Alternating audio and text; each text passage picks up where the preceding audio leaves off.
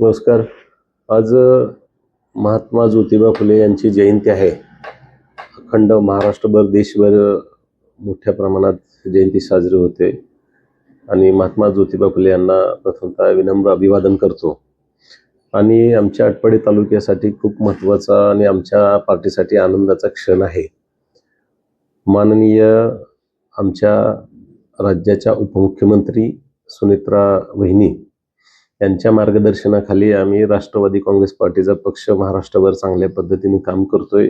महायुतीचं सरकार आहे आणि दरम्यानच्या काळामध्ये आमचे नेते आदरणीय अजितदादांची जी घटना घडली, अत्यंत दुर्दैवी घटना घडली, त्या घटना घडून झाल्यावर बऱ्याच पक्षाच्या उलथापालथ झाल्या आणि मध्यंतरी नगरपंचायतचे इलेक्शन झाले.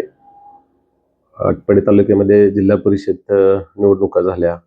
त्या दरम्यानच्या काळात बरेच कार्यकर्ते इकडे तिकडे झाले आणि राष्ट्रवादी काँग्रेस पार्टीचे तालुका अध्यक्ष जे जनार्दन झिंबल साहेब होते, त्यांनी भारतीय जनता पार्टीमध्ये प्रवेश केला आणि त्यानंतर आमचं तालुक्याचं पद खाली होतं. तर आता आमच्या जिल्ह्याचे नेते आदरणीय निशिकांतदादा पाटील आणि आमच्या आटपाडी तालुक्याचे नेते आदरणीय राजेंद्र अण्णा देशमुख यांच्या मार्गदर्शनाखाली प्रमुख 2 नियुक्त्या केलेल्या आहेत. त्याच्यामध्ये तालुका अध्यक्ष आमचे शरद तुकाराम नांगरे यांना फादर बॉडीचं तालुका अध्यक्षपद काल आमच्या सांगली जिल्ह्याच्या पदाधिकारी मेळाव्यामध्ये त्यांना जाहीर केलेलं आहे पार्टीने. मी पार्टीचं मनापासून आभारी आहे. एक चांगला होतकरू शेतकऱ्याचा पोरगा, त्याला सत्ताधारी पक्षामध्ये तालुक्याचं पद मिळालं. तसंच आमचे बंधुतुल्य बंधू स्वतः सी आहेत साहेब, त्यांना जिल्ह्याची जबाबदारी पार्टीने दिलेली आहे.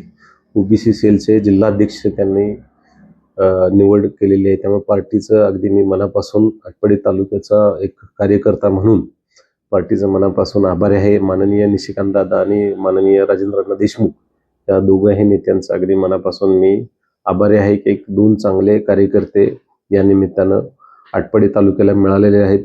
त्यांचं काम जिल्ह्यात आहे, ते त्यांचे ओबीसी सेलचं काम जिल्ह्यामध्ये तळागाळामध्ये पोहोचवतील अशी मी त्यांच्याकडून अपेक्षा करतो. आणि बंडू आमचा म्हणजे शरद नांगरे, हे दोघांनीही निवडणूक लढवली होती.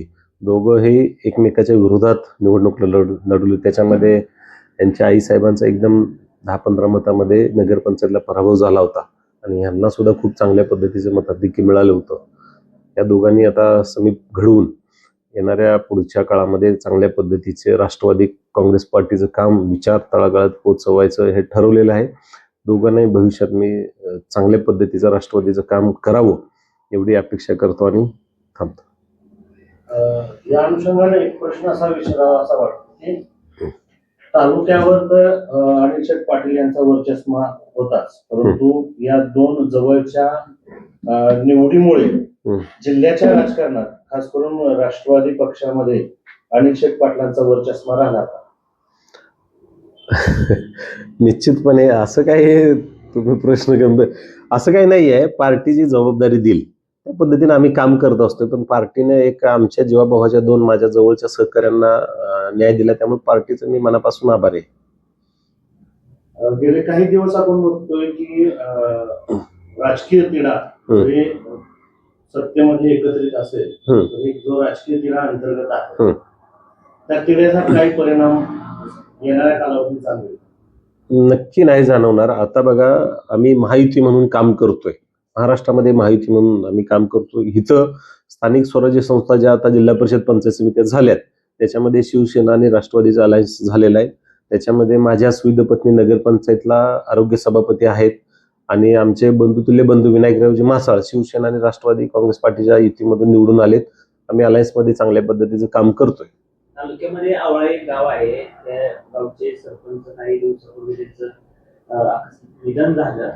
तर आता ते त्या ठिकाणाची पोटनिवडणूक लागलेली आहे. तिथं त्यांचे चिरंजीव हे निवडणुकीच्या रिंगणामध्ये उतरले. तुम्ही इच्छेचा आता बोलताना उल्लेख केला, इथे म्हणून तिथं कुणाच्या पाठीशी उभा? आता त्याच्यामध्ये आत्ताच सगळी मंडळी मला येऊन भेटून गेले. तो विषय थोडा गंभीर आहे, परंतु मी असं ठरवलेलं आहे की गाव लेवलला बसून आपण निर्णय करावं. दिवंगत सरपंच गजेंद्रजी पिशे त्यांचं अकाली निधन झालेलं आहे.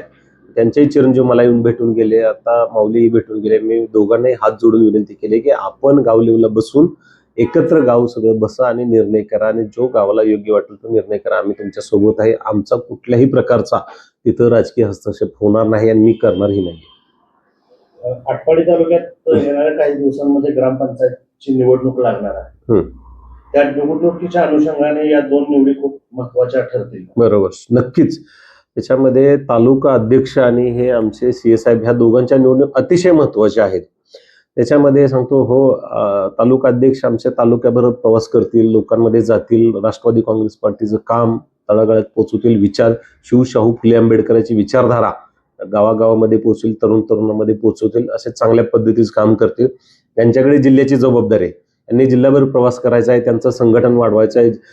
आता जिल्ह्याचे अध्यक्ष झाल्यामुळे प्रत्येक तालुक्यामध्ये त्यांना त्यांच्या पदाधिकाऱ्याच्या नियुक्त्या करायच्या आहेत. त्यांना जाऊन तिथल्या नेते मंडळ भेटून त्यांच्याशी विचार विनिमय करून तिथल्या नियुक्त्या करून चांगल्या पद्धतीचं OBC सेलचं चांगलं काम करतील आणि राष्ट्रवादी काँग्रेस पार्टीचं काम तळागाळामध्ये पोहोचवतील. येणाऱ्या ग्रामपंचायतच्या निवडणुकीमध्ये तुम्ही स्वबळावर लढणार की अलायन्स मध्ये? आता सध्या तर आम्ही शिवसेना सोबत अलायन्समध्ये आहे. त्यावेळची परिस्थिती, तिथले स्थानिक पदाधिकारी कार्यकर्ते त्यांना विचारात घेऊन त्या पद्धतीचं काम आपण ठरवू. परंतु या निमित्तानं राजेंद्र देशमुख जे निर्णय घेतील ते आम्हाला मान्य असतील. नगरपंचायत वेळी विरोधात हे दोघं पण उभा होते. यांना एकत्रित आणण्यासाठी कोणती रणनीती वापरली? नाही, कसं असते राजकारणामध्ये कोणाचं किती उपद्रव मूल्य आहे त्याचं मूल्यमापन केलं जातं. ह्या दोघांनीच बसून ठरवलेलं आहे की बाबा आपण एकत्र पद्धतीचं काम करूया. ह्यांना राष्ट्रवादी पक्षाचं अधिकृत तिकीट होतं आणि ह्यांना तिकीट नव्हतं. मग ह्यांची लढायची तीव्र इच्छा असल्यामुळे ह्यांनी बंड केलं होतं आणि अपक्ष भरले होते आणि ह्यांना अधिकृत पक्षाचं तिकीट होतं. कदाचित हे दोघं एकत्र असते तर राष्ट्रवादी पक्षाचा नगरसेवक तिथं झाला असता हे आमच्या लक्षात आलं.